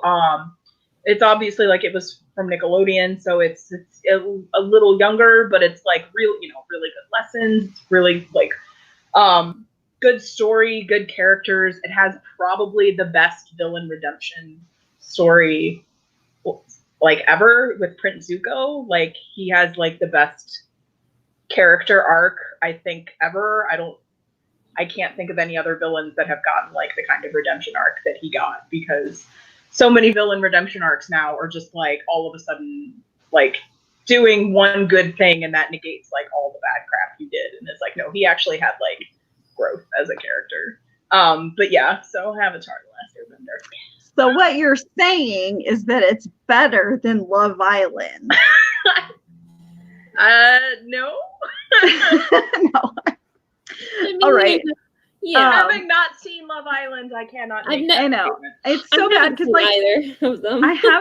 I have this long list of things I have yet to watch. And I'm just like, nope, I gotta watch every season of Love Island available first. Well, I'm sort of like that too. I have a list of shows that I want to watch, but I'm always like, it's like, oh, should I start this new show? Nah, I'm gonna rewatch something I've seen 4,000 times. Yes. But like, if you haven't seen Avatar, it's honestly like it's a very bingeable show. The seasons are 20 episodes. The episodes are only like 20 minutes.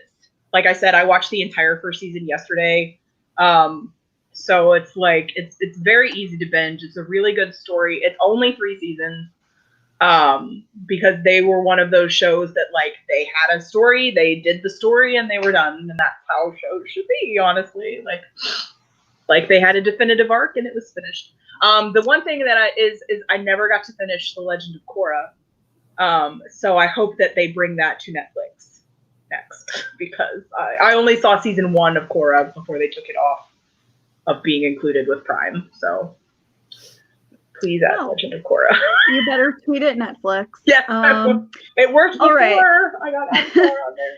So we have a question. I mean, I don't know if anyone can even answer this, but what should we watch next time? Because we watched Tiger King. Well, one episode, Tiger King, obviously, and we watched Cats, which also is tonight. They're showing Cats on the YouTube thing, I think.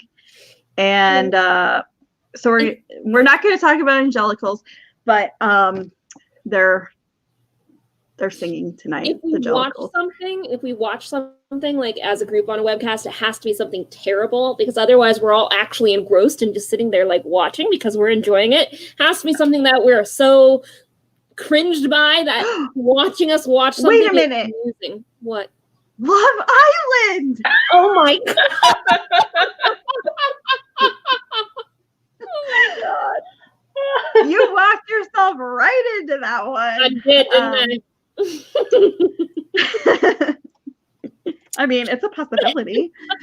Godzilla versus Space Godzilla. I know. I don't know how that's playing, but Godzilla versus Space Godzilla would be amazing. Oh my god. So here's something. I'm pretty sure it's on YouTube, because I definitely remember watching it on YouTube. But did you guys ever watch like the made-for-TV movies in like the 90s? So there was one. My sisters and I were obsessed with this. I still love it, but I acknowledge that it's like terrible. But it's Camp Cucamonga.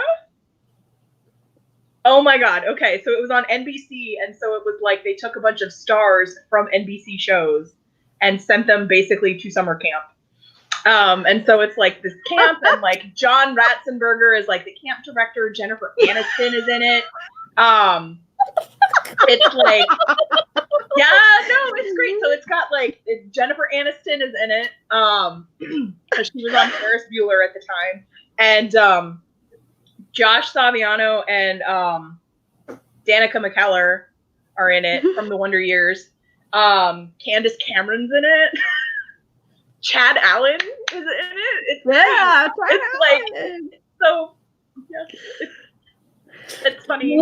When I was in college, we used to watch the Mary-Kate and Ashley Olsen made-for-TV movies. Oh, yeah, and play drinking games to them. Like, we would write out rules and play drinking games to Mary-Kate and Ashley Olsen TV movies. New York Minute is the best Mary-Kate and Ashley movie, by the way. That one would have been too good for us to do a drinking game to. That's like a legit film. Yeah, that was like the crappy like Mary-Kate and Ashley go to like this resort and like hang out at the pool, and like that's the kind of movie we'd watch and like have vodka. Like it's like.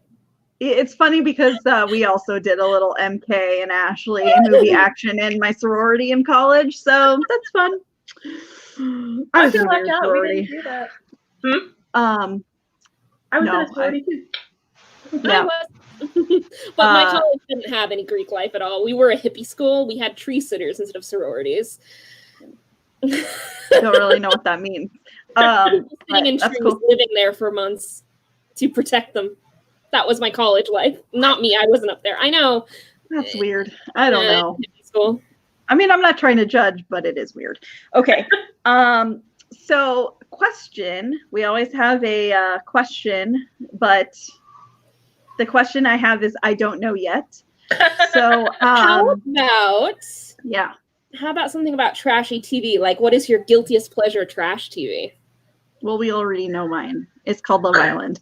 Although, okay, so I will tell you that, so I'm watching Love Island Australia season 1 right now. And there is this guy on there. His name is Grant. And his legit real last name is Grant Crap.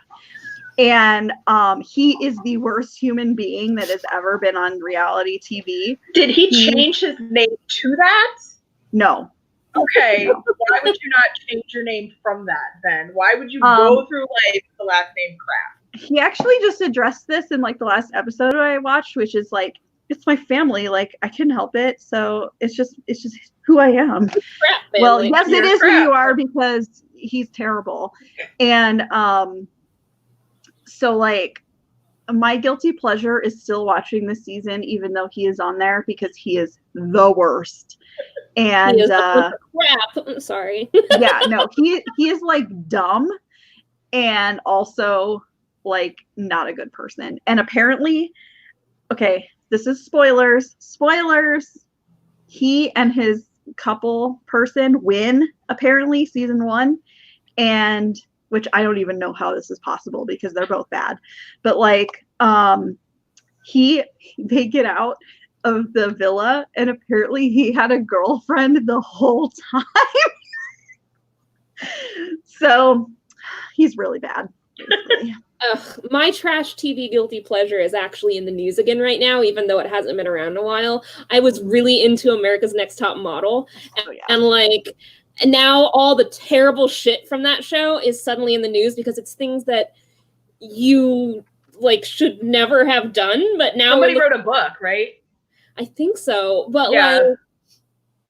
like one girl, she lost her friend, like she died like back at home while she was on the reality TV, and then they made her get into a coffin for a photo shoot. It's like, what the fuck? And like one contestant was gay, and Tyra told her basically, can you be less gay? Like, it's just like, and like they had photo shoots like where they would mimic eating disorders, and it's like, oh my god, this is some really bad stuff. But I was really into that show, and now looking back, I'm like, oh my god, why did I watch this shit? I don't know, man. That was my guilty pleasure. So I always like to say I don't really believe in guilty pleasures. I am not ashamed of any of the stuff that I've liked. If it's not hurting anybody, then you do you. But I definitely was super into Passions. That was on. So that is something I just happened. There was my freshman year of college. I lived across the floor, like across the hall from a girl that was obsessed with all of the NBC soap operas and scheduled her classes around them. And so if I was ever not in class, I did not schedule my classes around television. I scheduled my classes around when do I want to be done with class for the day.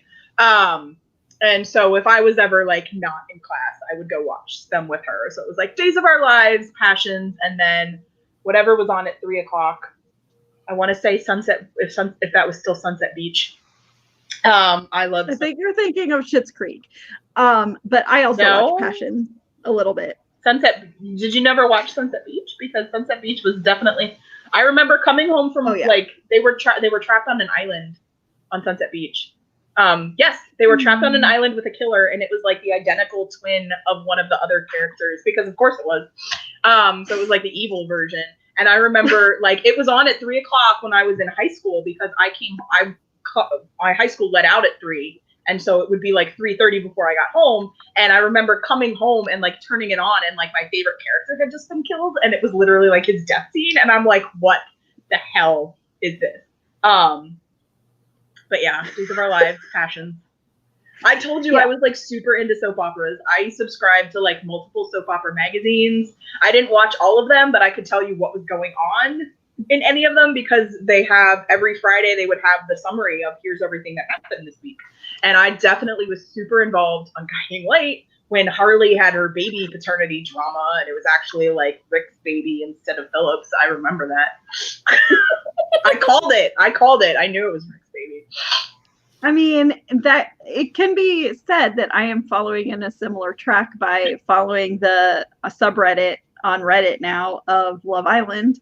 So I get it. Like, well, because like Love Island UK, I mean, I don't live in the UK, so I have to, I don't get to watch it every day like they do. So I got to be like, I got to check out Reddit and be like, what did the public think of this person? Or is the person still together? It's not. I don't even know anymore. What's our lives? What has become of us? I know. I am a completely different person than I was like 2 months ago. That's all I have to say. Like, yeah. All right. I could get back into soaps. Actually, Someone now in that the I'm chat room old. said something was sprinkled with lesbians, and now I'm really interested. And so much male fan service sprinkled with lesbians. What has lesbians? Dante's Cove? I don't know what that is, but I'm in. Sorry. Oh, that was a soap. That sounds familiar. Yeah. I mean, so basically, I mean, we need to come up with some ideas of like things to watch together and or more games to play. The game that we did last week was really fun. And so if you have any suggestions, let us know. But right now, the top of the list is Love Island. So thank you. I'm going to wrap this up now before you guys are like, no. Right. Sounds No, good. And another thing. No, I'm kidding. no. Okay. I mean, I don't care. So yeah, we'll wrap it up because we would talk for like 2 hours. It's fine. Okay. I'm Erin. I'm here along with our admin Angel and Jamie. Thank you again for joining us for Quarantine Feelings with the Geekiary. Remember, we're a free webcast run off of donations from viewers like you. Thanks for contributing and hoping our host site, the Geekiary. And we'll see you next time. Maybe to watch Love Island. Bye. Bye.